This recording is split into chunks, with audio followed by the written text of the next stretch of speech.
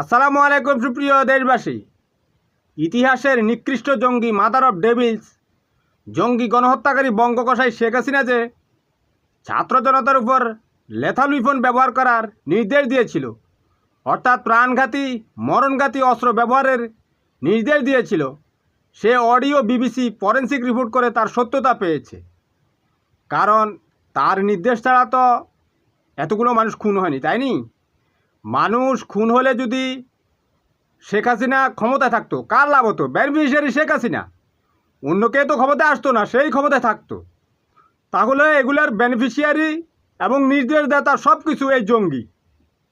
অথচ এই জঙ্গিকে আমাদের পার্শ্ববর্তী যে হাগুস্তান দেশটি, তারা বলতেছে তারা নাকি গণতন্ত্রের আতুরঘর।